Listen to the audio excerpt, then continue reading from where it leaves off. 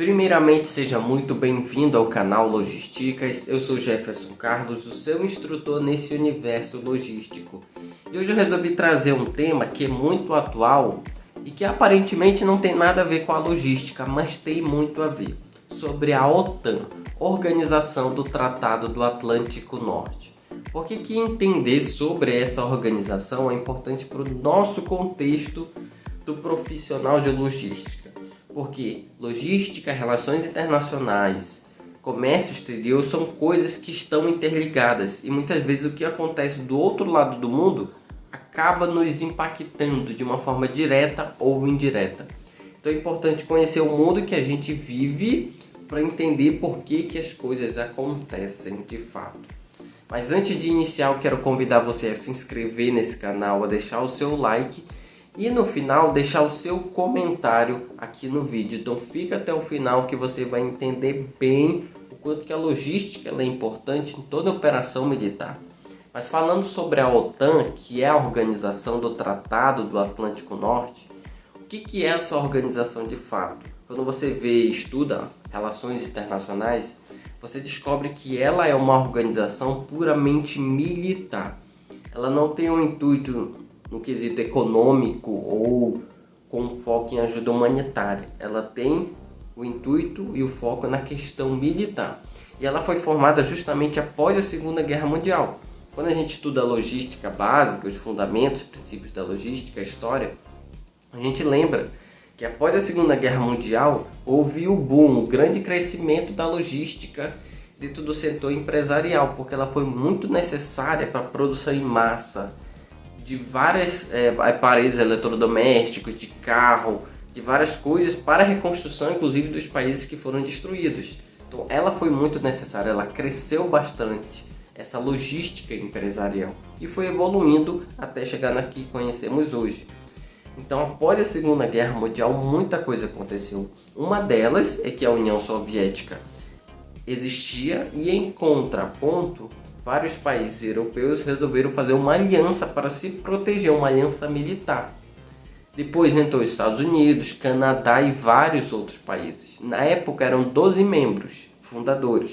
Hoje são em torno de 30 membros que fazem parte da OTAN.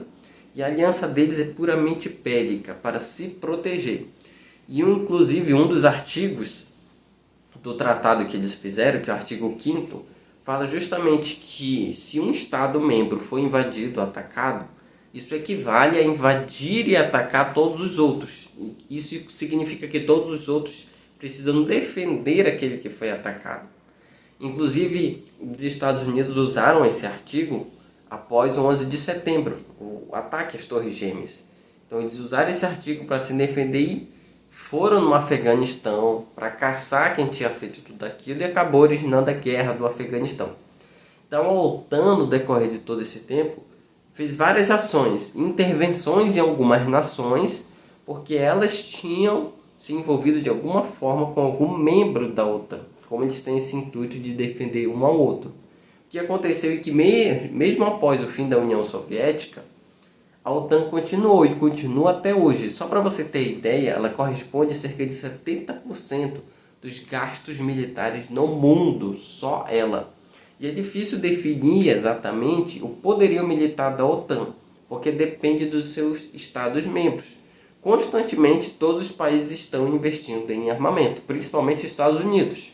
E eles têm uma regra que em torno de 2 a 3% do PIB precisa ser investido na questão militar. É claro que na prática acaba ficando que a maior parte fica na costa dos Estados Unidos e outros países muitas vezes não cumprem esse acordo e os Estados Unidos já reclamaram na OTAN a respeito disso.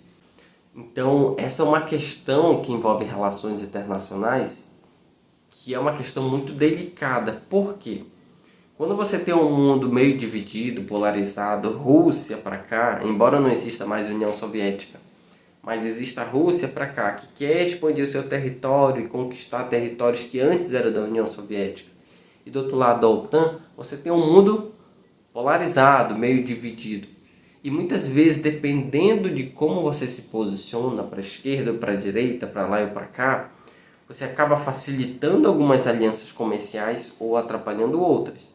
Às vezes, para você entrar em uma organização como a OTAN, você precisa fazer um acordo com os países membros, que eles permitem você entrar desde que você abra mão de tal e tal mercado, ou tal empresa que é da ideologia inimiga, para que ela não entre no seu país. Então, às vezes a gente vê algumas trâmites internacionais ocorrendo no Brasil ou deixando de ocorrer, muitas vezes são por conta de acordos internacionais. Não só da OTAN, como também tem o Mercosul. Então tem coisas que ocorrem no mercado global que ocorrem justamente por isso. Mas só para você ter uma ideia das coisas que a OTAN já fez no decorrer desse tempo. Intervenção na Bósnia, intervenção em Kosovo, guerra do Afeganistão, que é a questão do 11 de setembro, missão de treino no Iraque, combate à pirataria no Golfo do Éden, intervenção na Líbia. E em todas essas operações você precisa de quê? De muita logística. Por quê? Precisa alimentar os soldados, precisa levar eles com segurança, levar os equipamentos, aeronaves, navios, carros de guerra, abastecer com armamentos, manter esse abastecimento e retirar esse povo de lá, os sobreviventes. E tudo isso é custo. Imagine o custo que eles têm quando eles entram em alguma intervenção ou resolvem entrar em uma guerra. Por isso que com certeza eles pensam duas vezes antes de fazer qualquer passo. Inclusive todos os membros têm que voltar de uma forma unânime para algo acontecer. Qualquer ação da OTAN no mundo impacta direta ou indiretamente o comércio.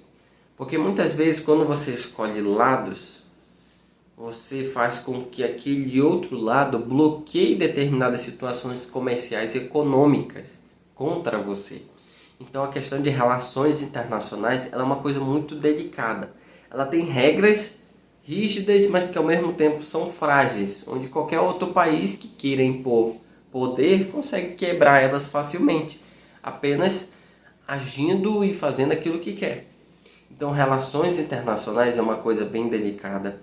Aquilo que os países fazem entre si pode atrapalhar ou favorecer negócios. Muitas vezes o investidor logístico ele vê um exemplo desse de guerra que está tendo hoje e ele pensa duas vezes antes de investir. Ou ele já tinha um investimento e começa a dar uma pausa, esperando a situação normalizar.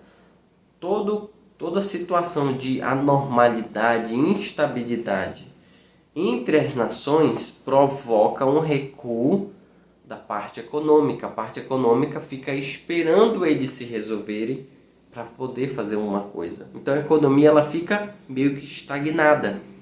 E automaticamente você impacta onde? No comércio exterior e na logística. É claro que até chegar naquele país, naquela pessoa que não tem nada a ver com aquela situação, pode demorar um pouco. Mas pode ser mais rápido, dependendo daquilo que ocorre. Então dá para você ver como uma coisa está ligada com a outra. Como que a logística ela é importante nisso tudo. E nós ficamos atentos para o que está acontecendo aí no mundo. Esperamos que o pior não aconteça.